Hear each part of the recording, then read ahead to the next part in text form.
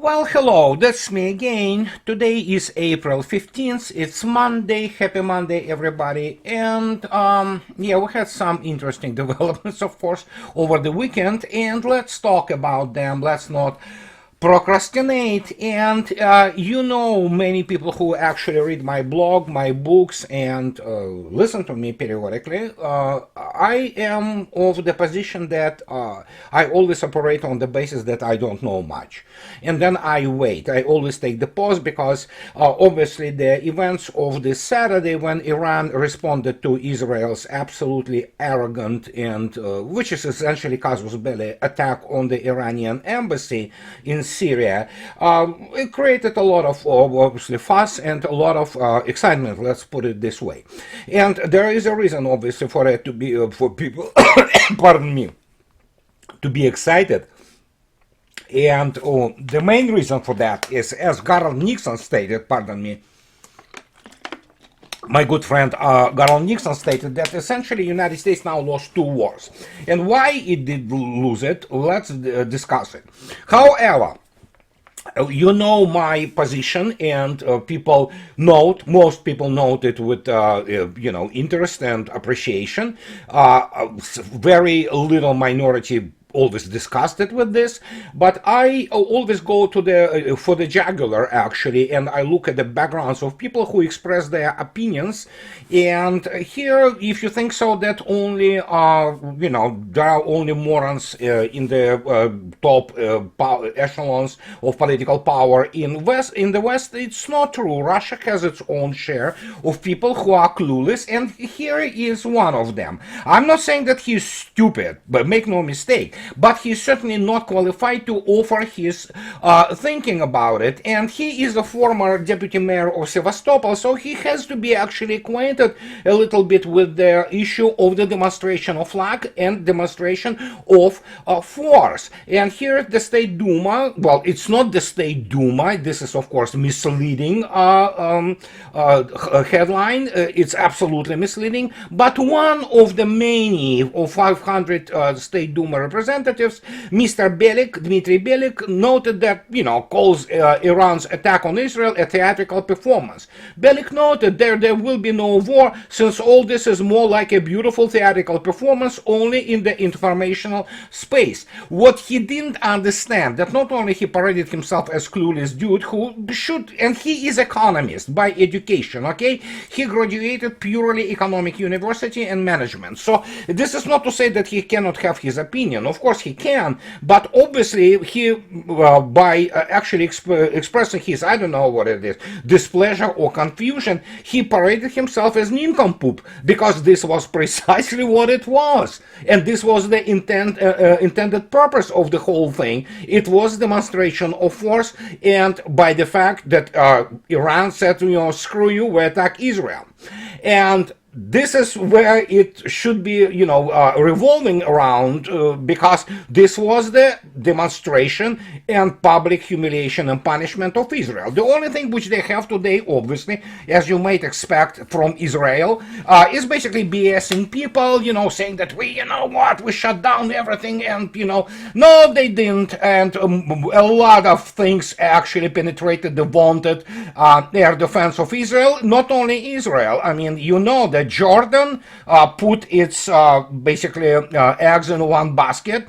Jordan, Britain, United States participated actively in shooting primarily drones, which the salvo of the drones, about 300 they say, in two waves, have been precisely designed for, attracting the air defense forces. These are slow, these are propeller-driven drones. It takes them 2.5 hours or whatever to fly from Israel. But obviously, the same as Iran did. Well, actually, it wasn't Iran. There were overly enthusiastic supporters of Iran who provided the actually fake pictures from Buenos Aires of the crowds of people running for some reason, who knows where. But they presented it as the crowds who try to hide in the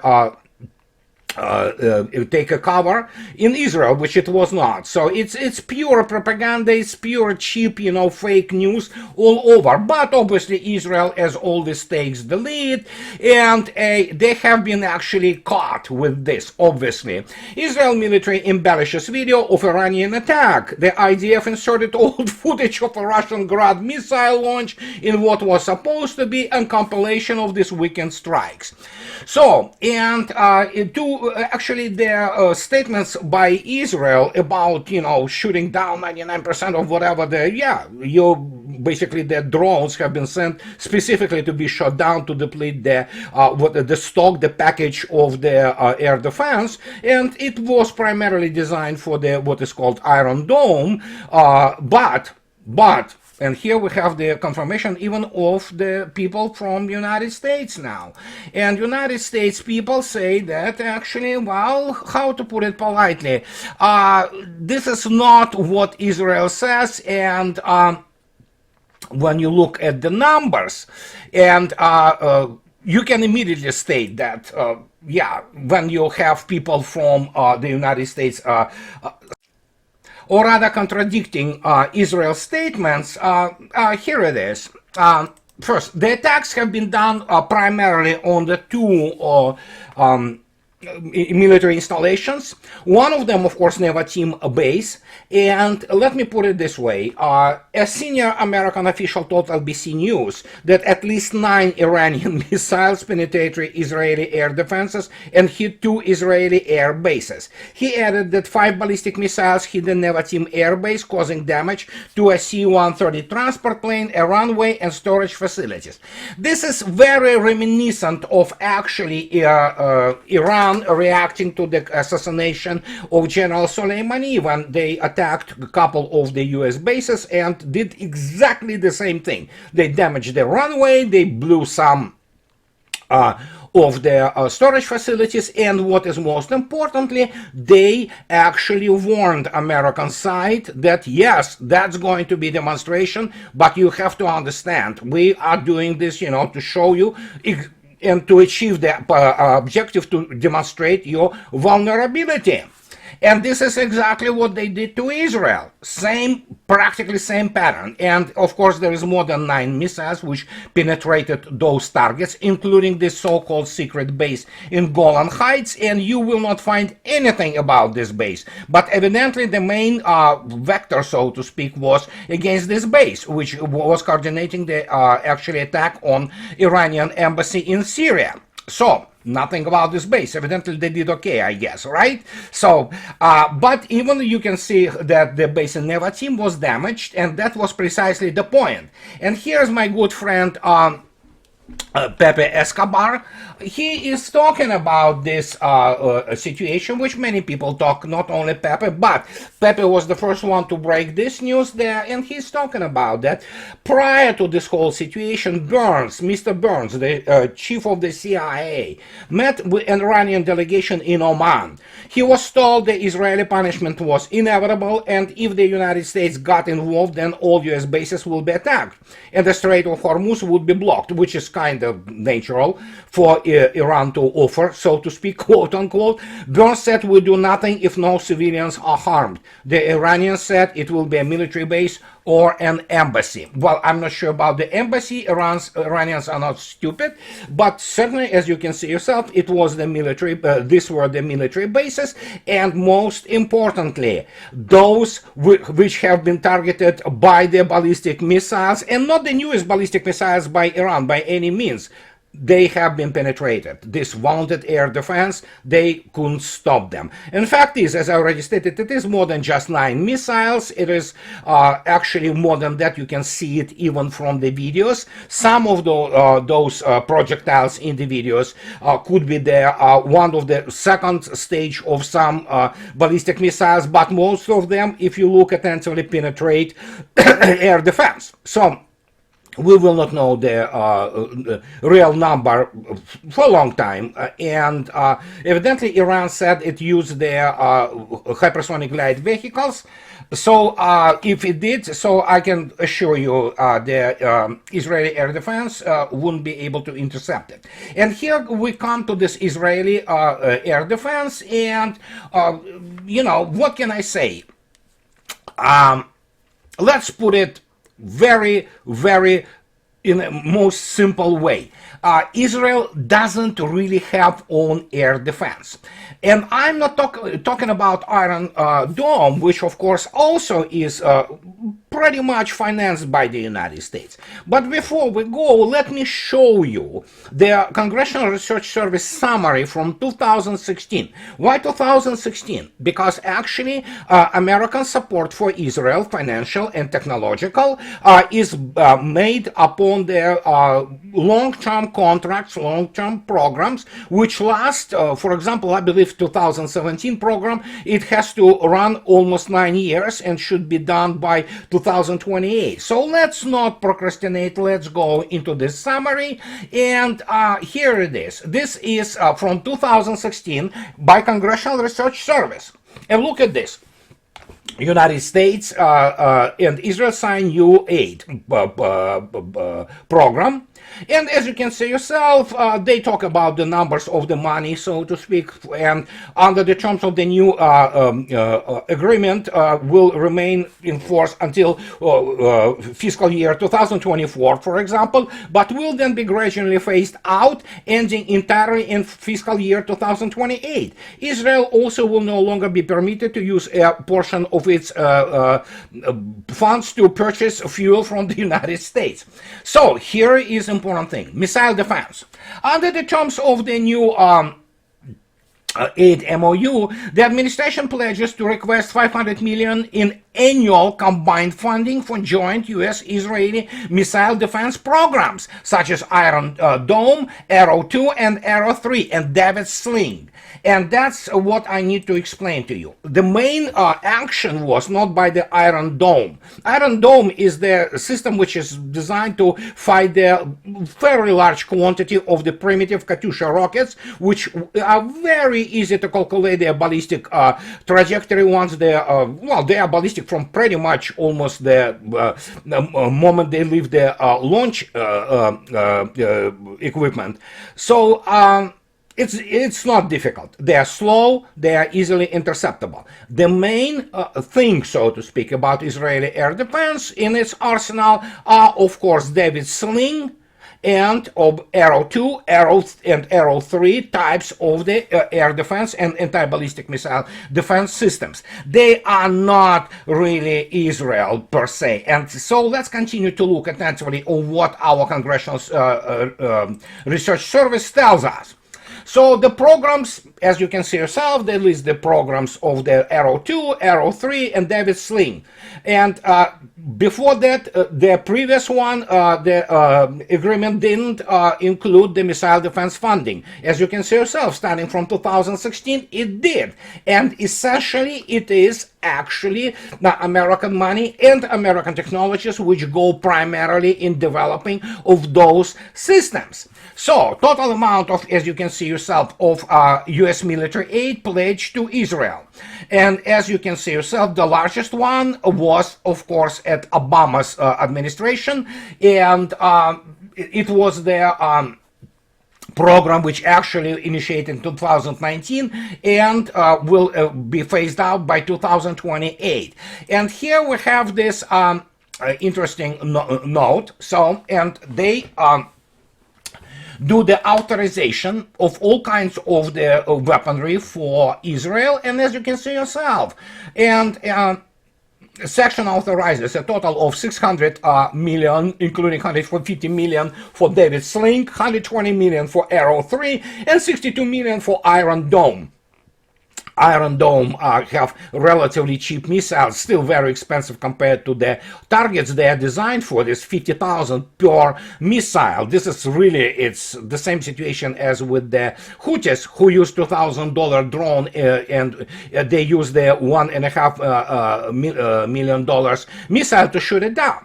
And so here we have this basically quotes, if you wish, on the three main air defense systems in Israel arsenal. So what are they? Well, here we have this thing. This is David Sling. It's called Rafael, but guess what? It is Rafael, it's Raytheon, essentially. And as you can see yourself, it's also somewhat reminiscent of the Patriot, and many people say that it is actually improved, quote-unquote, Patriot. And it is the kind of long-range missile which has some anti-ballistic capability allegedly against the short-range ballistic missiles, and it's primarily air defense complex. Of course, the bigger guy is Arrow. And here's the Arrow 3 pamphlet, for example, which is also, it's Raytheon and Boeing, all of it is American companies.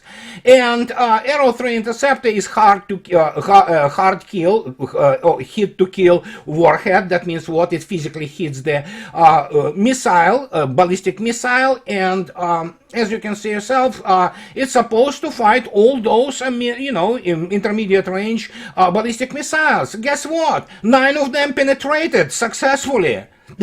So that tells you everything you need to know about those air defense systems, including the Super Green Pine radar and all those, other interceptors and stunners and what have you. And here is the issue. That is why United States was immediately, including Israeli media, United States mainstream media are Israeli media. New York Times, Washington Post, Wall Street Journal, they are Israeli media. And essentially they have been on their, high start, immediately running and saying, oh yeah, we intercepted everything. No, you didn't. And where it mattered, they failed miserably. And even as you saw yourself, ABC people have to admit that, or rather ABC people who interviewed one of the big honchos from the US administration, they say, well, yeah, 9 missiles sure hit their targets. So where was this Arrow? And by the way, single Arrow missile is a $3 million missile. As even Israeli admit, more than $1.5 billion or whatever, 1.3 maybe, I don't remember, it doesn't really matter, have been used. And guess what? Where it mattered, it failed miserably. Obviously, considering the fact that most of what was flying in terms of drones was specifically designed to be shut down and deplete the package. So, and as you can see yourself, the Iranians themselves that basically what Iran did, it showed that if Israel decides to really do anything, he said, yeah, their bases will not have any security and we will deal with them as well. So as you already know, Biden administration already said, no, there will be no, at least United States is not the part to any kind of retaliation if Israel decides to do so. Well, I have news for you. Israel certainly has missiles which can reach Iranian territory, but other than Jordan, let me tell you one thing. When people ask, and I wrote about it yesterday, who did lose, in this whole situation? Well, Israel obviously have been shown that the paper tiger that they are, and with the even help with those allies and those technologies, they still couldn't stop the strikes on their as evidently was negotiated between United States and Iran, that, Iran will attack only military facilities, and they had already early warning about this anyway. But they still missed that. And yeah, there was a damage. And, you have Nevatim damage, which is now in satellite photos. About this Golan Heights thing, yeah, forget about it. I'm pretty sure that a lot of damage have been done there. So how many personnel died there? I don't know, maybe nobody. And hopefully, it's kind of wind itself down and extinguishes itself. But the point is that the victory for Iran is absolutely, for the Arab world. And here comes this funny thing. And that's what many people don't understand. The main loser here is not Israel. Israel already, after genocide in Gaza, is not viewed as the normal country by the most people in the world. But the main loser is Mr. Erdogan and Turkey. And the reason being that Mr. Erdogan, by the way, mind you, keep in mind, Iranians are Shiites. Arab Street, primarily Arabs and Turks, for example, they are Sunnis.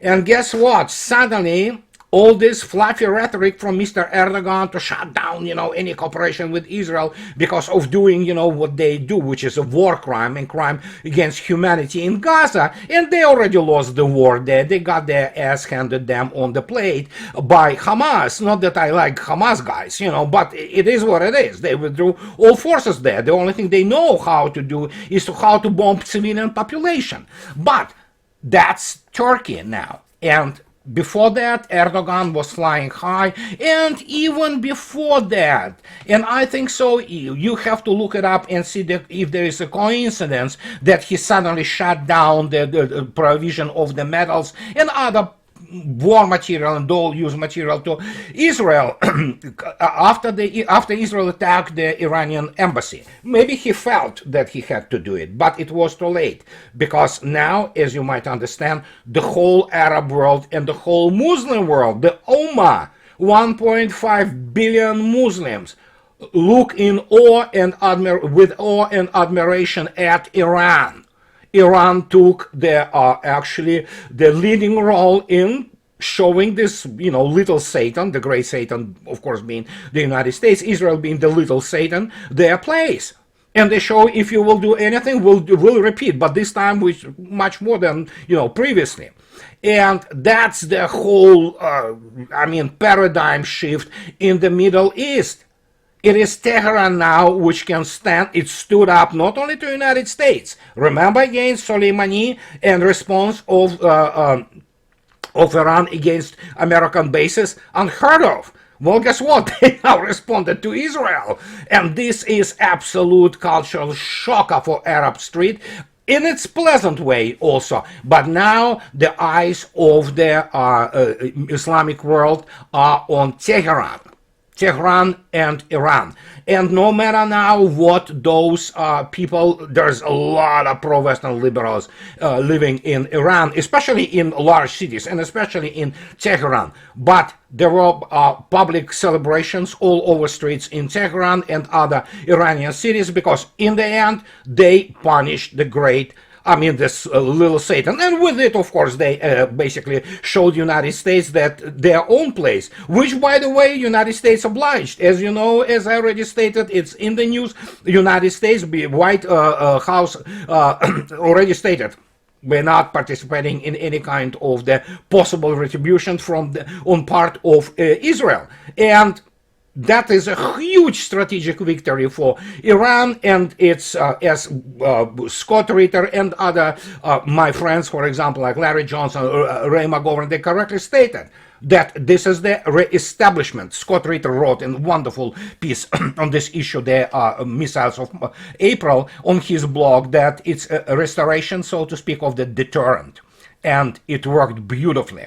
So, this is just one thing. Now, of course, if everybody knows what chutzpah is, or chutzpah, here is the Mrs. Galperin. She is the Israeli ambassador to Moscow, and she had audacity to accuse Russia, because she called on condemning Iran's strike. Well, Maria Zakharova, this lady, she knows what she's talking about.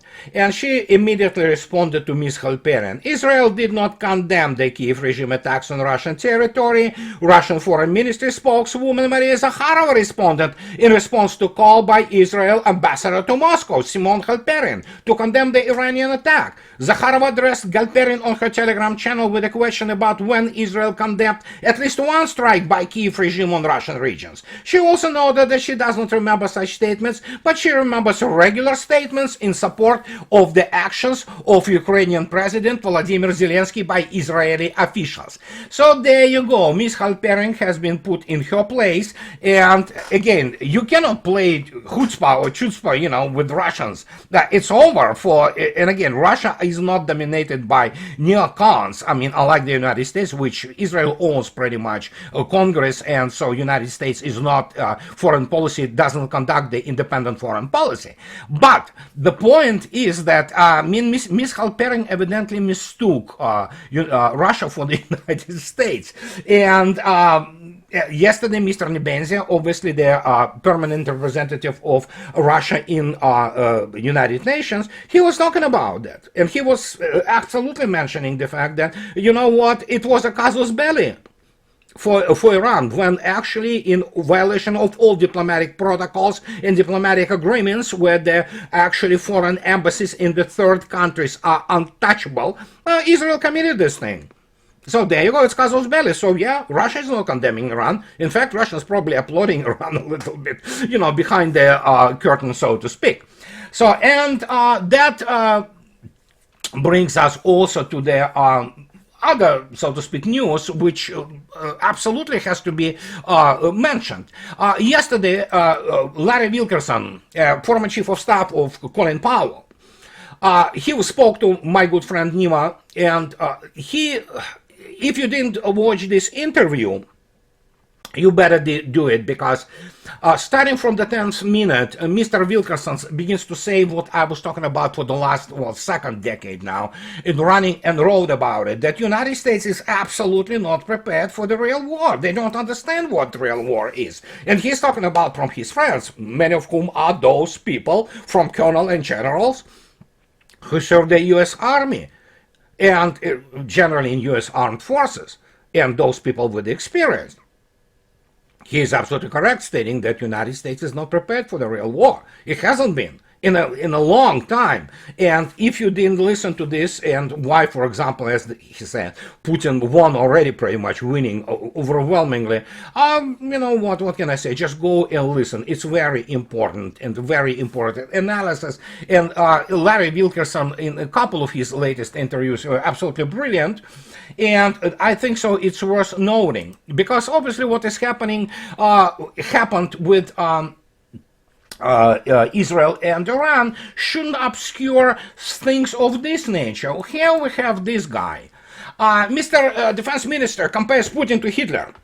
So yeah, this is a reach from the guy from Germany, and he said Putin will not stop once the war against Ukraine is over, Pistorius said in Berlin on Wednesday. Putin has made that clear, Pistorius continued, just as clearly as Hitler, who also always said that he wouldn't stop. First, obviously Pistorius is making crap up as he goes. He's completely pulling this out of his ass. But then again, listen, Western politicum that's what it is. They invent, they lie, they cheat. So, and in this particular case, what can I say? It is so rich from the guy from Germany comparing Putin to Hitler.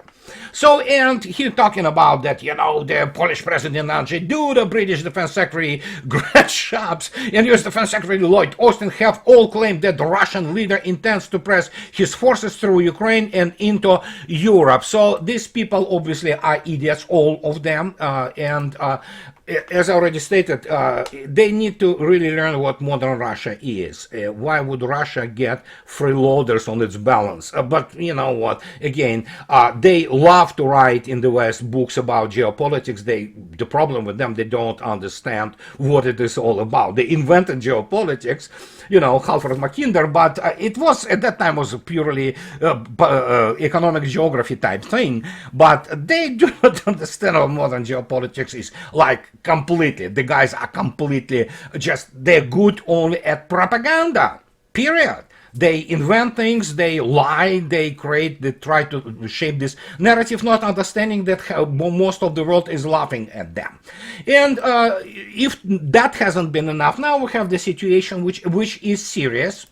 Already people from Volchansk and towards the Kharkov, actually, they already report that strange soldiers in Russian uniforms with the chevrons, residents of Volchansk, Kharkiv region, noticed employees of the Security Service of Ukraine, SBU, in Russian military uniforms. They believe that a provocation is being prepared, or them are right, because actually in this last convulsions, the Kiev regime will do anything.